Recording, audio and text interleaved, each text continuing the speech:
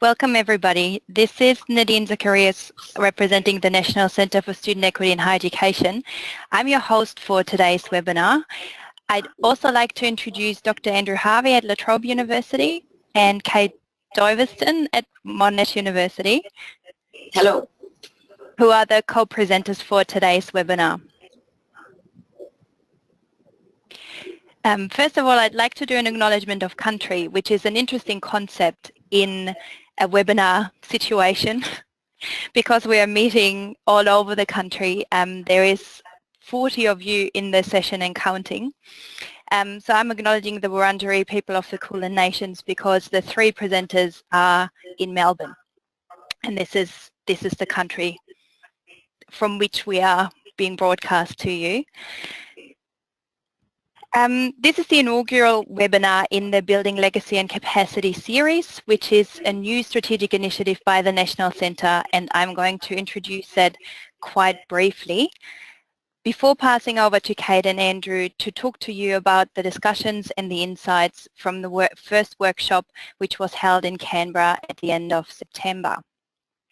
The topic of today's workshop is career development for students in low SES or regional and remote high schools, and as you'll see, Andrew and Kate will share some of the insights from the workshop, but we very much want to continue the conversation because we can't exactly say that all the questions got resolved on that day.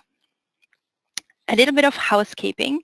You'll see that we have Michelle who's live captioning for us, which is coming up on your screens. There is a question pod at the bottom of your control panel, so learn to love your control panel, which is on either side of your screen. It's on my left-hand side, it's potentially on your right-hand side of the screen. Have a play with it. There's various ways of resizing screens and making some things bigger than others. There's also an opportunity for you to ask questions of us. There is a drop-down menu towards the bottom of that control panel where you can leave your questions, and they will come through to us during the session, and so we can deal with any questions that are coming through at the end. There's also the opportunity, if the technology doesn't work for you at all, to get in touch with Jane, who is supporting us during this webinar. The email address is admin@adcet, that's adcet.edu.au, in case you have any technical glitches. We are planning to present for 30 to 40 minutes and then open up for either a discussion or a Q&A. We'll see a bit, how the time and how the technology works for us. Okay, I'm going to launch into it and start with a bit of an introduction. Hang on, if my slide moves, of the Building Legacy and Capacity workshop series. The logic behind the concept was a conversation with the NESHI board, which wanted a strategic project that enabled us to build legacy beyond the current funding period. So many of you may know the centre is funded until late 2018, and discussions are very much live as to what will happen next. And the board certainly had an aspiration to leverage the really great research that the NESHI had funded over the years. We also wanted to pick up on and deepen the conversation on the 10 conversations that were held during a national forum in late 2016 that had raised some really interesting and important challenges, but we didn't necessarily have a ready-made mechanism to progress them. So what we came up with was a format that enabled productive conversations about reasonably complex issues and that brought people who approached issues from different perspectives together in a conversation. So the objective of the workshops are to define a collective knowledge base which is informed by both research and practice, to engage in strategic and action planning so that we can learn from this insight to guide institutional practice and future research. And we also want to inform policy making with the evidence that is generated from both research and practice. So this is very much about closing the loop between equity research and practice, which is the mission of the National Centre. All right, the structure of these workshops is the same, so there will be 4 in the series. We held the first one in Canberra, as I said, in late September. The next one we're holding in Perth next week, and then there will be 2 more early in the new year. These workshops are structured around 6 high-level questions which frame a group discussion. And we're starting off with notions of success. What are we trying to achieve? What does, in this case, effective career advice to students look like? We're delving into the nature of the problem and to really unpack what we're observing and why we are observing it and what some of the drivers are. What do we know from current research and practice? What worked, what didn't work, and why? So this is really where we draw on the work that the experts have done as either researchers or practitioners or policymakers, or, you know, in the last workshop we had a career advisor who could really talk from the coalface. We talked about must-have elements, or the questions talk about must-have elements of successful approaches, and we've reframed that into good practice guidelines, as you will see. We also talked about common challenges and potential pitfalls, because we know that on paper some of the solutions don't look too difficult, but the implementation is where challenges usually occur. We talked about the role of government at both federal and state levels and how policy can better support effective career development activities. And we then, you know, the final part of the conversation was to identify any gaps in knowledge. So if we knew about certain things, would that make a difference to both policy and practice? So that structure is fairly consistent across the series. What we then do is we have expert workshops and then wide dissemination, multimodal dissemination. So as I said, the workshop in this case had 9 subject matter experts, researchers, practitioners and community partners. Unfortunately, we didn't have a policymaker there on the day, but we will for the next workshop. And the objective was very much to advance a national conversation, as I've said, at the intersection of equity research, practice and policy that benefits the sector. So it's a conversation of the few to benefit the many was the idea. The webinar today is the first bit of dissemination. We also send you the pre-reading document, which we will further update with following this conversation and conversations with the department in Canberra. And we're working on a professional illustration to complement the text, just to make the insights more accessible again. Okay, and the focus of today's workshop, as I've said, is career development for school students. These were the workshop participants, and I'd really like to thank them again because they were a terrific group. We set the bar reasonably high. I talked about the aspiration to make magic on the day, and it did happen. There's also, I would really like to thank Andrew and Kate, who put their hand up to do some extra work, extra legwork and some extra presenting work with me today. And I'm handing over to Kate now to start us on the material.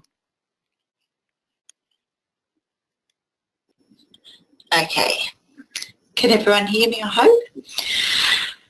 So as Nadine was saying, that we're really looking at career development information for students, but we're really looking at the students from low SES and regional communities. And these students are the focus because we know their participation rates at university are less than the greater population. The other issue is that not just their access and participation, but their ongoing participation and their success, which are both also as equally important rather than just accessing university. For many students, it's really hard when they first come to university. They don't necessarily know what to expect, and so the more information they get before they come is really important so that they're prepared for when they actually get into university, that they can succeed. We're really looking, I guess, at some of those issues that are facing students. the information that they get often in regional areas is not as great. They don't necessarily understand what courses are available, but also what careers that can lead them to. And they don't understand the different access schemes and entry pathways into university. There's a lot of confusing information around there for students, but also for careers teachers. They've got to understand, often for careers teachers, they need to understand not just the different universities and the schemes that they have, but also the different tax across different states, where there's differences again. So for a lot of careers teachers, especially if they've got students applying across state lines, then there's a lot of information for them to retain and then to be able to give to their students. So I know that there is information, look at this, the admissions transparency is happening at the moment to try and address some of these things, but at the moment it is still really a confusing issue for students. I was going to say also just, the language that everyone uses is a really different thing for them. So there's lots of different things that they must overcome. The careers teachers are obviously a really important component in supporting the students and helping them to get and navigate that information. So the relationships that universities have with the careers teachers and then the relationships students have with their careers teachers and their other teachers is really important. And, one of the hard things for a lot of the careers teachers in regional areas is they're not necessarily working, even in subject teachers are not working to subjects that are their main, where their priority area or their subject area. So they've got to be enthusiastic about subjects and information that they're not necessarily aware of. For careers teachers, most of them in regional areas are not necessarily actually full-time, and you can see, Nadine, if we can go to the next slide, you can see there's the difference for careers practitioners who are working full-time and what they're able to achieve compared to teachers working part-time is quite significant. And as I said, a lot of the teachers in regional areas in particular are not full-time careers teachers. So they don't have the support and they don't have the resources. And a lot of the time they're doing this job out of the goodness of their heart and because they have a strong desire to support their students. Careers teachers often say that hearing the message is really important for the students to hear it from different people, and so getting industry people in, getting universities in, getting other people from other than the school teachers is important to complement what the school is doing and what activities they're trying to implement. Everything that I guess that we're working towards is helping the students get that aha moment where they really understand and they get, okay, this is what this means to me and this is the difference it can have in my future. And so, as I said, getting different voices in can have an impact on when students will have that understanding. So I guess when we're looking at these issues, that some of them really do vary across states and, sorry, can we go to, yep. And I guess the information and what the standards and how the schools work does vary from state to state, and there's different governance between federal and state as well as the schools. So these things all do have an impact that we have to sort of realise does play out differently. But a lot of the things that we have sort of agreed on that were the attitudes of students does have an impact, and also as well as those school factors. So there was a combination of the both. A lot of the students do have high aspirations, and so we really need to make sure that we're always talking about the fact that students do have aspirations, but we need to make sure that those aspirations are informed. And it's really about trying to make sure that students can visualise themselves and see themselves achieving and successful, and that legitimise that they are they're able to see themselves in those environments of university or that different career.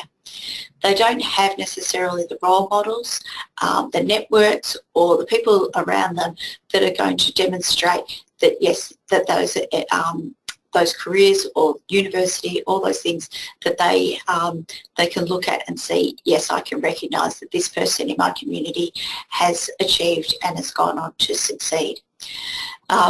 So really making sure that we're giving the students opportunities to be more informed about their decision making is really important, and helping them see opportunities is really important as well. As I said, the school factors do have an implication. There's a lot of the students in regional areas or in schools where there's less resources don't necessarily have teachers teaching to their specific strengths or their subject areas.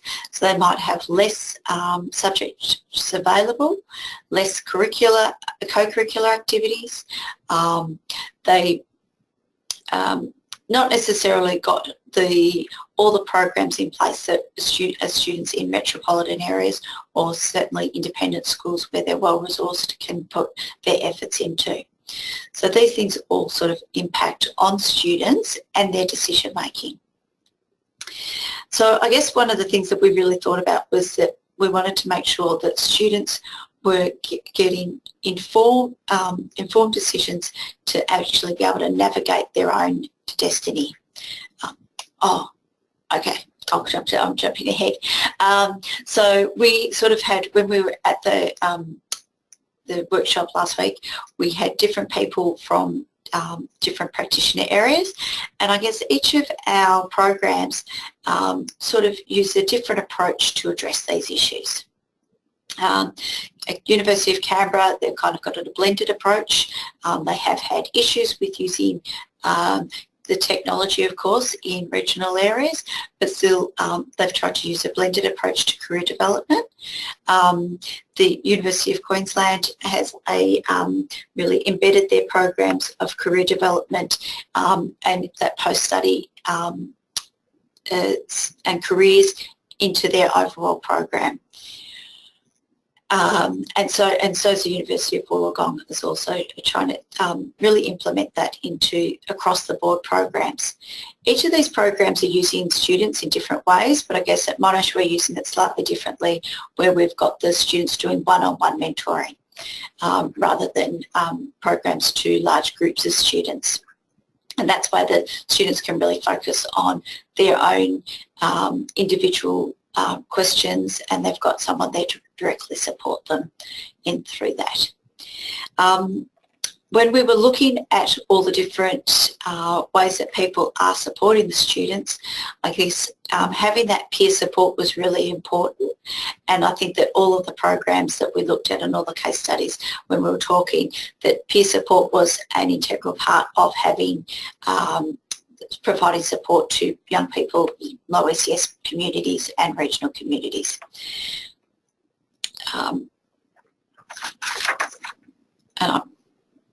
What's the next slide? Sorry. So yeah, so we were talking about really making students have informed choices so that they could navigate their own pathway. And so really making sure that they have a greater understanding of what the jobs are and the careers are.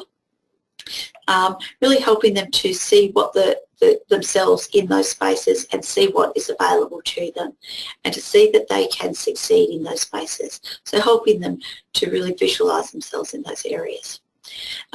One of the things we really talked about was employability skills, and ensuring that students have got those skills that is going to be able to help them through all the different careers that they might go through as they go through life, and really making sure that we're setting them up for success for long term to go through lots of different roles. And I guess one of the other things was, awareness of when that journey starts. We need to make sure that students are they're thinking about these things a lot earlier. They're making sure that they're making informed decisions. We have to make sure that they start thinking about some of these things that will impact on their what they're going to be able to do a lot earlier. So their subject choices start impacting at year 9 and year 10. It's too late once they get to year 12. So really getting students to think about those things earlier is really important. And I guess also just awareness of where all the resources are that are available to them. And this is one of the hard things, is because there's so many resources available and they're all in lots of different places. And I guess that, you know, there's been a lot of work done through HEP and with the funding everybody's been working on different programs, and we've created lots of different resources, but these resources are not necessarily all in one spot that the students can actually find easily, and that they're not necessarily know where to look for them. So I think one of the things we do need to consider is how we're all putting our resources together and how that is being shared. I think I was going to say one more thing, but is this me still? Sorry, I have to turn myself back on, Kate. You go. As and I forgot where we're at, so I'm just now, was I still talking or is it Andrew talking? No, you talk. You finish yours. I'm still talking.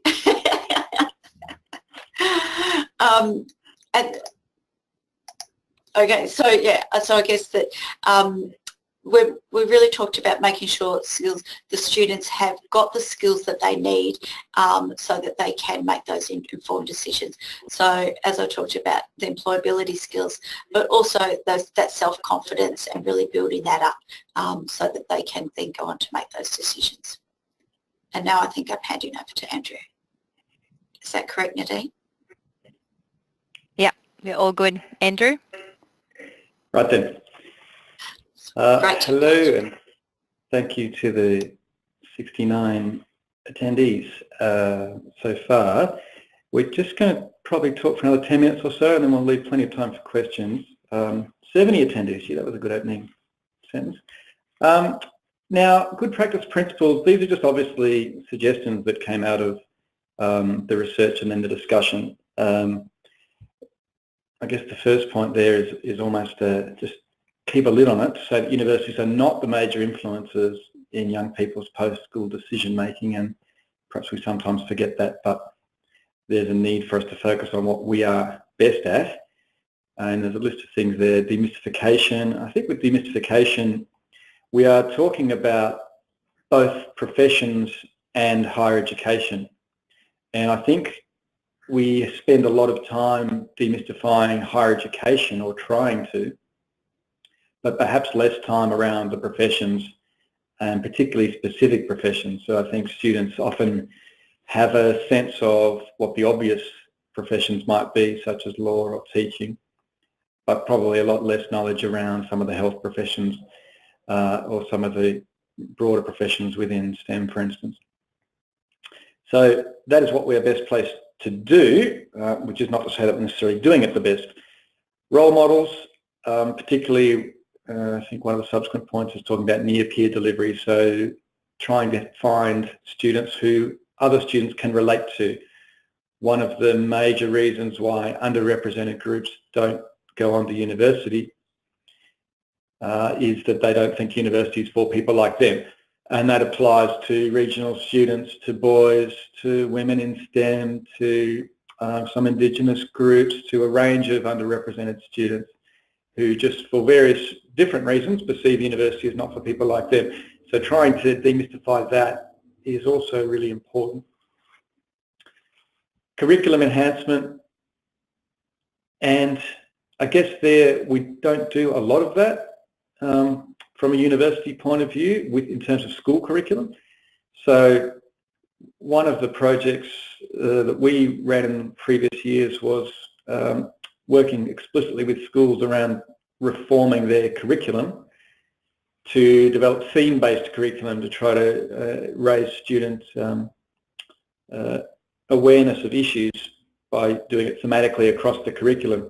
But there are resource issues, obviously, with that as well. So the extent to which universities can work with schools is limited, partly by universities, but also by schools.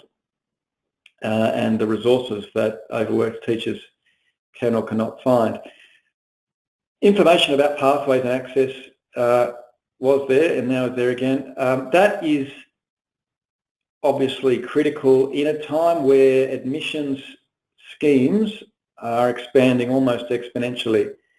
So the government has adopted most of the recommendations of the Higher Education Standards Panel around transparency in admissions. So we will now see more clarity around ATAR cutoffs, for instance, which had become quite opaque. But students still lack information around particularly school recommendation schemes and other contextual pathways, and also around things like things such as the educational access schemes, which are called different things throughout the country, but which run through the tertiary admission centres and enable students to apply for compensation for educational disadvantage. There's a real information lack around pathways and access to higher education. Universities obviously need to be, in terms of this work with low SES and regional students, to be conscious of the ultimate goal, which is a societal goal around raising educational capacity and achievement, and not overly focused on their own institutions, although obviously that's a challenge with marketing and recruitment staff sometimes as well. Child-centred behaviour, so really focusing on the students themselves in schools and working with their influencers, parents, guardians, families, communities, career counsellors, friends and teachers. And some of the research suggests that low SES and regional students are more likely to rely on external influences, whether they aspire or not to university, than students from medium and high SES backgrounds or from the cities.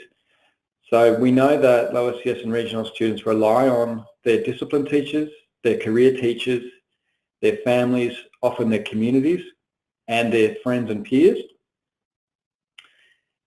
But we are limited so far in terms of our influence upon those groups, and that's a challenge not only for schools but for universities as well, to expand a little bit our concept of outreach and careers.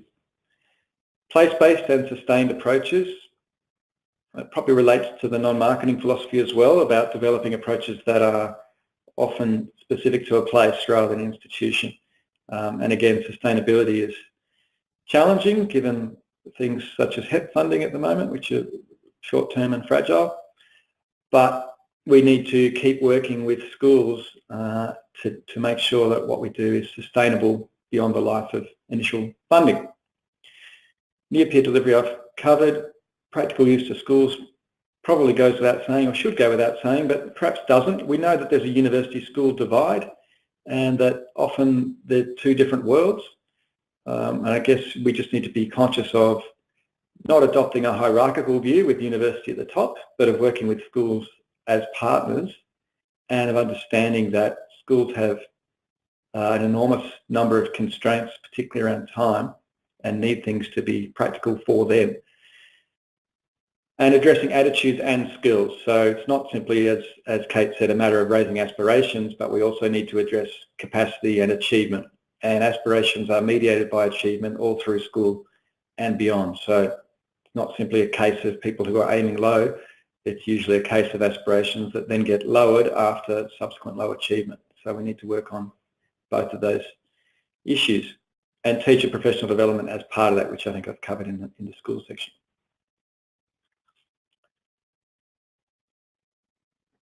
Again, recommendations that are not firm recommendations, but suggestions for further discussion. Role clarity, so what should universities be doing in the career development space? Might leave that as an open question. But we do have some suggestions below that around broadening stakeholder groups.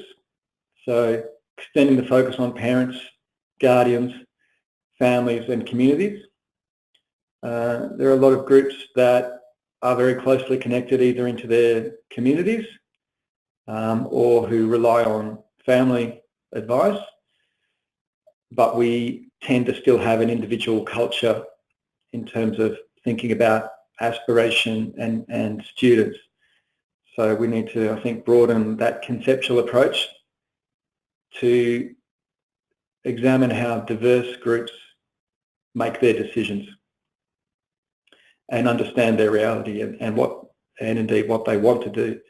For a lot of people, going to university is not about individual success, it's about supporting their community or their family. So we need to be cognizant of those relationships. Establishing partnerships with employers is the next point.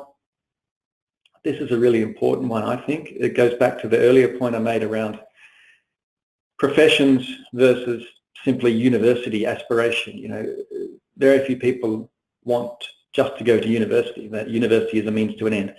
So the research suggests we need to do more around the professions, particularly, as I mentioned, some of those professions that are not so obvious, but also the ones that are. So a lot of people, a lot of students might think they have an idea of what a lawyer is from television shows and other sources, but may lack detail around the complexity between solicitor roles and barrister roles, for instance, and the different types of law that are possible.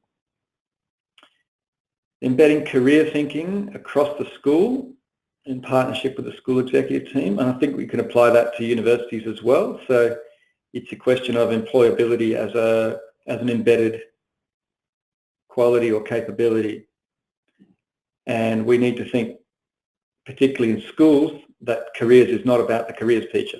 It's about all of the staff in the schools, and we know from the research that students rely on their discipline teachers for careers advice, even though some discipline teachers don't consider themselves as careers advisors and prefer to refer students to the specific careers advisor. And again, there's challenges in that because just understanding the complexity of tertiary admissions is a nightmare for experts in that, let alone people who are trying to do other work. So challenging but important role to embed careers and employability across schools and also across universities. And again, employability is often seen as the role of the careers office in universities, but it is, of course, a much broader responsibility. And one of the challenges at university and at school is for underrepresented students to make sure that they're involved in these initiatives. So if we are going to run extracurricular activities, how do we make sure that people who are financially disadvantaged or who don't have time or who have part-time jobs are able to participate in those activities? If we're running activities for schools, are we making sure at all times that regional and low SES students can attend those activities, have the time and the money to do that, and are aware of the importance of extracurricular activity as well? Some of the other research suggests that low SES students in particular at university are more focused on academic achievement than extracurricular work, partly because they perceive academic achievement to be critical to employment, which is not always the case. A lot of employers obviously now are talking about those extracurricular skills and those skills that are often quite annoyingly called soft skills, but communicative skills, empathic skills, and people skills that often come through co-curricular or extracurricular activity. And then a recommendation around investing in partnerships between universities at state level and other appropriate constellations, which is an interesting planetary reference that made it into the draft, to strengthen practice coverage and advocacy. So we're talking about partnerships that again are driven towards a societal goal rather than necessarily an institutional one. And I guess from a policy sense, the federal government funded explicitly collaborative partnerships through HEP in the early days. It has moved away from funding collaborative partnerships, but if we look at the UK, for instance, there is a specific fund around collaborative outreach, which is based on university participation gaps by region, with then applications for consortia to apply for funds to deal with that problem of the region, rather than again having an institutional approach.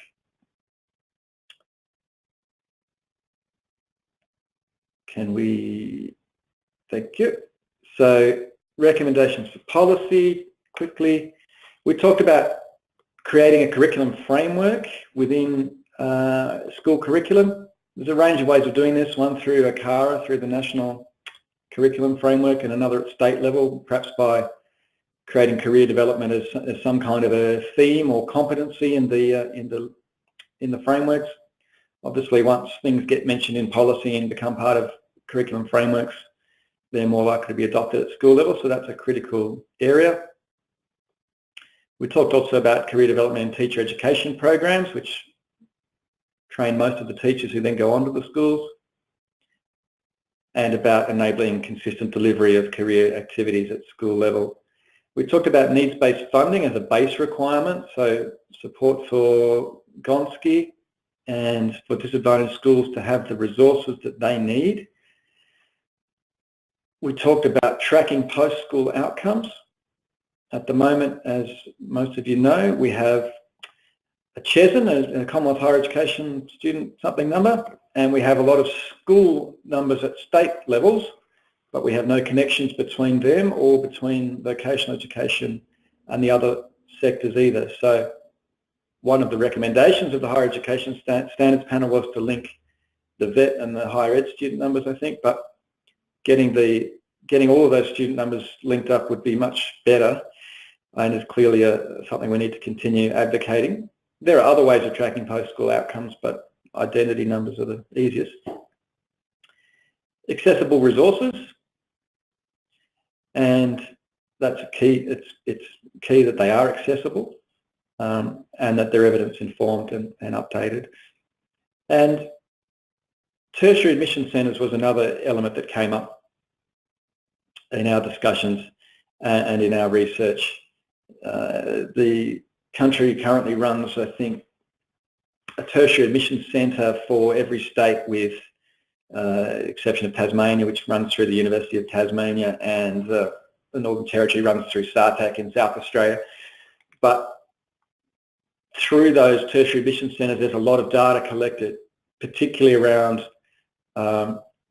admission schemes, school recommendation schemes, for instance, and very little of that data is analysed at the moment.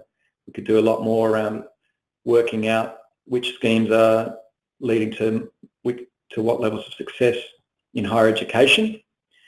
We also, I think, need to rationalise those schemes so that if there are early offer schemes or principal recommendation schemes, school recommendation schemes, that they all run through a tertiary admission centre centralised practice, rather than students applying to 8 different institutions for 8 different offer schemes, as happens in some states still.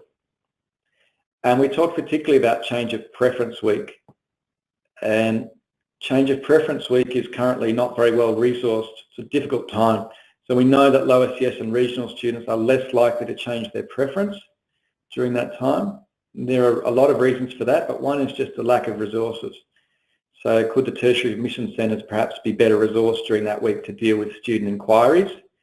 And how do we manage resources within the secondary schools as well, which the students have left at that point? So there's a bit of a gap in the current admission system, and that has equity implications, particularly during that week.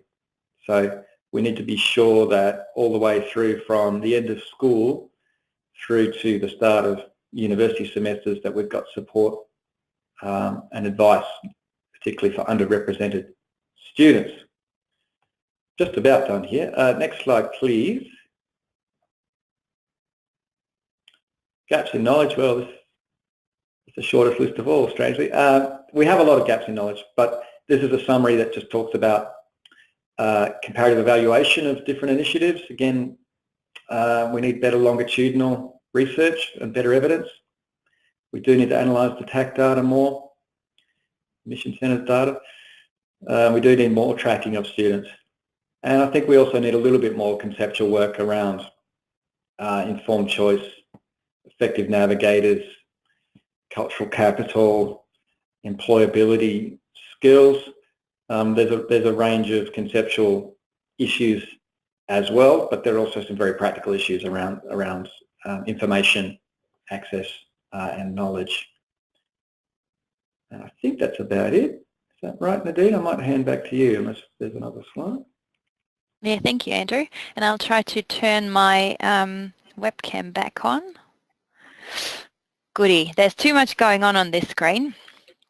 So we'll be a bit brave because we definitely had the aspiration that this will be a continuing of the conversation and not just a delivery of insights from a particular event.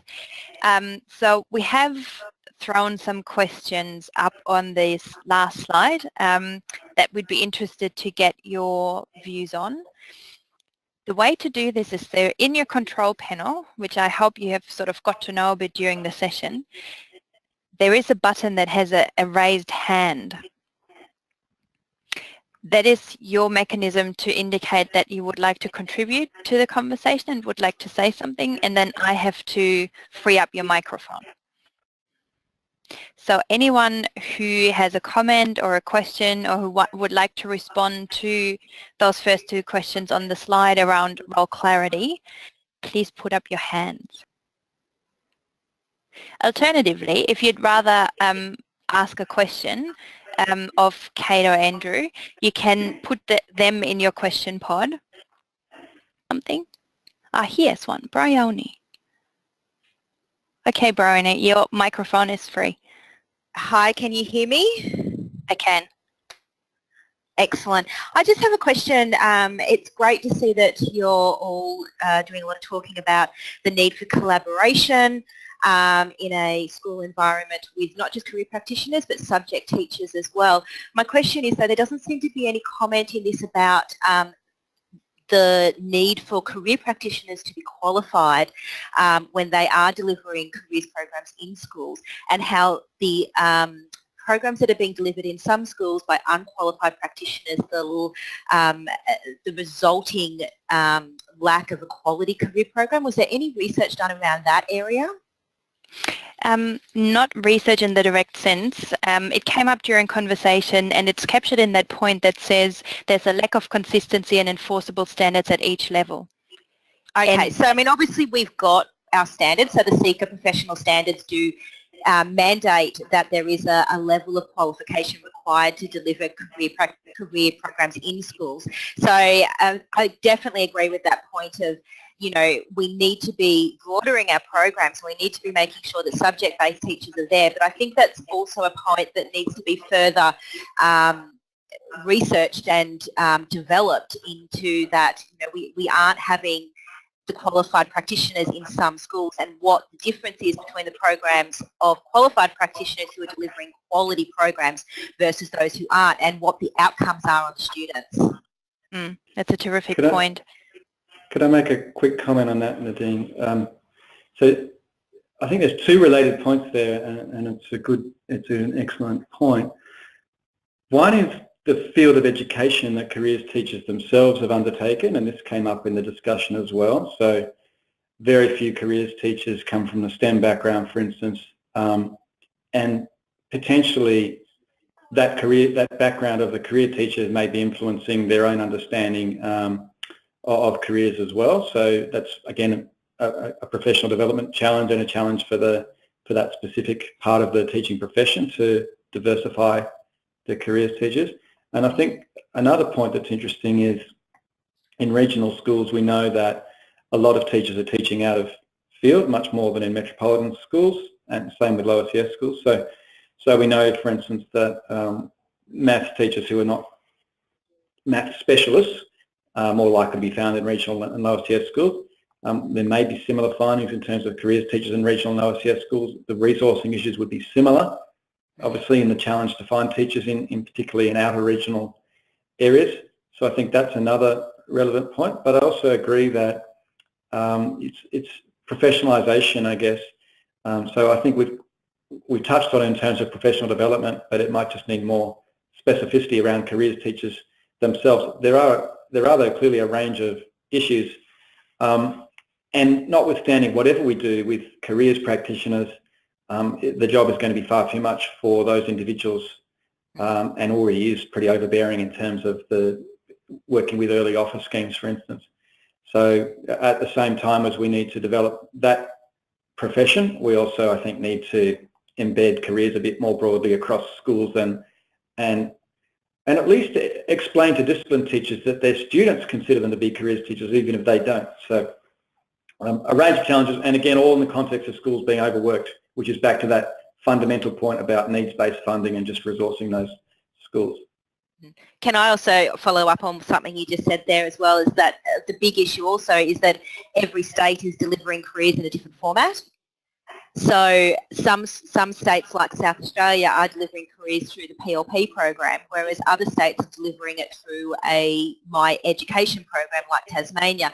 So you have got a lot of schools where definitely they are delivering it through subject-based teachers, but then you've got other states that aren't delivering it all through subject-based teachers. So I 100% agree with that point of teachers being overworked and stretched to capacity, and when you put that into context of low SES and regional based schools, it's even in more dire need.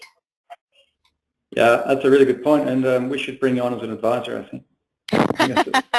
I'd be more than happy. It is a bit of a gap in our current understanding, and I think that's partly because we didn't have too many. I mean, we had one careers teacher at the seminar, but we haven't probably brought in enough expertise, I think, from the schools, like around those really specific issues and the federal issues that you raised. So that's been really helpful. Yeah, thank you both. It didn't help with that we held the workshop during school holidays, so that was a note to self for the next time we organise these. Okay, I'll mute Bryony and invite other people to ask a question or comment. Here's Jane. Hang on. Jane Finlay. I'll open. Your mic is open. Thanks, Nadine. I just wanted to ask a question about the idea, because there seems to be, there are many layers to this that, going back to that question about what are we best at as a university, and with limited resources in both school and universities about what we can influence. I'm interested in how aspirations get lowered through academic achievement, and then the connection there with universities with access schemes that acknowledge that, or have pathways, enabling programs and those sorts of things that can still get a student somewhere on that journey to their aspiration, but with more support that's needed if they've got gaps in their learning. And also the challenge with more direct applications coming to universities because of the way that they're bringing students in as undergraduates is less, it's not as static timing as the tax offer as a school leaver. So school leavers are allowed to sort of apply, they can go through the TAC, but they have the same opportunity to apply directly. And I wonder, rather than fighting that, then going with the direct application, whether there was a way that the universities were forced to publish transparently their direct application programs, so that from an equity perspective we were able to see who was applying, what were the terms, how were they scored, and how were they selected into the program, usually on a Commonwealth supported place, and then what support was offered to those students, so that we could start to see what are the influences for greater uptake and then success for those students between those enabling programs or different programs that invite universities in, which ultimately we have control over. I'd start to answer the first part of the question, Jane, and then throw over to Andrew. On your question on, like dropping aspirations, there's a terrific research project that was conducted out of the University of Newcastle by Professor Jenny Gore, who had a large data set panel survey where they followed 3 cohorts of young people across their school journey and measured aspirations at 4 different points in time. And what she found is that young people had reasonably high aspirations for higher education, and then they dropped off, particularly in years 9 and 10. And attainment is a major factor, as well as we said, like low expectations that young people, I don't know, like are exposed to and eventually internalize. So that, you know, like it's very much her research that is starting to come out, but Andrew has also done work in that space and can comment on the question around direct entry. So Andrew, over to you. Thanks. Okay, well, just, I mean, there's a lot in that, so just some quick comments. The enabling programs are great. We've looked at them, they work. They have problems in terms of being so diverse and not part of the Australian qualifications framework. So they're under threat, obviously, in the budget proposals that are going back to Parliament in October, but we know that enabling programs work. And one of the things that they do is bring back not just school leavers, obviously, but mature age people, but they fit into this non-linear pathway reality. And you mentioned it in a couple of your comments as well around direct entry and changing the point of offer or the timing of offers. And we certainly all need to be more flexible throughout the student life cycle, and indeed the whole life cycle, around understanding the way students now want, and probably always wanted, to study. So they will always go in and out of study. 50% of people who leave higher education come back to higher education within 8 years, despite the fact that we do nothing to bring them back, really. So we know that there's a lot of changes, particularly from school leavers from 17 to later in life. So enabling programs are really useful for that. Streaming, which we talked about at the seminar, is really problematic to me in terms of school. Again, that varies by state, but in states such as WA and Queensland, there's a lot of streaming of students from a fairly early age into non-university pathways or non-university streams. And I think that's really problematic at a national level, and most of the research suggests that streaming is not very helpful. So that's another thing that needs to be addressed. And then in terms of the early offers, yes, they're very opaque, and often the students don't know why they were accepted or not. The feedback loop is very poor. The efficiency of the program is very poor. And a lot of the students who get in would have got in anyway through ATAR and are just using it as a safety net because they're smart enough to know, or, you know, they have enough knowledge to know that these schemes exist. So huge problems around early offer schemes. Rationalising them through the tertiary admission centres is the first step, but hopefully the transparency and admissions agenda that the Higher Standards Panel is starting doesn't just stop at ATAR and looks at this growing pathway, because as we know, ATAR I think is less than half now of the university entries. So it's a massive area, but yes, it's very opaque and needs to change. Thank you, Andrew. Jane, did you want to reply to that? No, that's really helpful, and yeah, I suppose I wasn't expecting to have the answer is, but I think the connections to the Australian Qualifications Framework is an interesting one, and I think that we just had a discussion today with our Vice-Chancellor talking about, you know, the future of the Bachelor, and so some of the credentialing and breaking down of postgraduate learning options and flexibility around the student life cycle is absolutely being considered for postgraduates because of time and cost pressures. But these have always been the issues for low SES and regional students as to why they didn't get into the game to start with. And so that same level of breaking it down into bite-sized pieces that are manageable seems so relevant to these cohorts to get them engaged and continue their path into higher education. And just a quick footnote just to that, we know with attrition that low SES students are more likely to leave because they felt they chose the wrong course, and we also know that they're less likely to return having left, and if they do return having left, they're more likely to enrol in a different course than the one they originally enrolled in. So all of these career implications and lack of knowledge flow through right to re-recruitment of students who have withdrawn from higher education 10 years later. So it is a life cycle issue. Yeah. Thank you. We probably have time for one last question. All right. Small regional schools often lack the staffing capacity to offer those high-level mathematics courses, physics, chemistry, etc., which are generally prerequisites for entry to elite degree programs such as medicine and engineering. Students are therefore compelled to undertake these demanding courses by distance ed. Can we consider a means by which universities can assist those schools to offer a breadth of curriculum and or support regional students who are undertaking academically rigorous HSC courses or, like others in other state, by distance, thereby supporting academic attainment and subsequent transition into tertiary study? Who wants to take that? That's a good idea.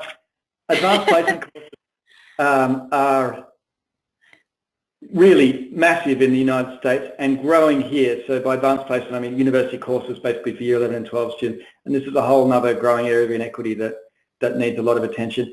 And the point about thematic curriculum, and particularly the STEM subjects, is spot on. And it isn't just the STEM subjects, though. It's coherent blocks of subjects which are much more likely to lead to higher education. And they are also the subjects that get weighted up in the HSC. So all of that's correct. And I think working with schools around combined delivery of those subjects is critical. We know universities are starting to run a lot more courses for school students in year 11 and 12. So just doing that in an equitable way and being conscious of the IT implications, and can we get out to regional schools so we don't just exacerbate things again. But another really good question and a really massive challenge. And I'm shutting up now. Kate, did you want to add to that? Well, I was just going to agree with Andrew. Yes, it is definitely a big issue and something that we know is a concern for schools and really hard for them to deal with. But I guess it's something that's also been looked at in a school curriculum context as well, as not just the universities who are looking at how to support students getting access to those units and to those subjects across different areas. So yeah, I don't have the answers, but definitely agree that it's an issue. Terrific. Look, thank you both. We are very close to time, so I'm going to wrap it up here, but quickly tell you what the next steps are. There was a question in there around, what more can government do to protect or improve or protect the resourcing of career staff in regional schools. The next step of this is partly because we didn't have policy representatives at the workshop, and because it is clear that there is a policy conversation to be had for us to really close the loop. I'm working on holding a workshop at the Department of Education in Canberra and Training in Canberra in late November to really have an in-depth conversation with people right across the department, because as you well know, this cuts across schooling, vet, higher education, different aspects of schooling. So there'll be a whole range of stakeholders there to continue this conversation. In terms of sharing resources, we'll make this PowerPoint presentation available to all. We'll also add those of you who are not yet on our email lists onto those lists so that you keep in contact, with this conversation. And before the year is out, we're aiming to have an updated publication of what was the pre-reading document, so that it becomes a package of information that can be easily shared across the sector and beyond, because I think, as the webinar today has shown, there's intersection with other practitioners outside of the higher education sector, which are a crucial part of making this work and creating better outcomes for the students we're working with, so that they can make informed choices and become effective navigators of their career and life paths. In closing, I'd like to thank you all, particularly Andrew and Kate, for putting their hand up and sharing with you the insights that we had from the workshop. Thanks a lot for making the time, and I look forward to seeing you again for the next webinar, which will be on the 14th of November, and the topic then will be the effective support of students, university students from regional and remote backgrounds. Thank you all. Have a good day. Bye-bye.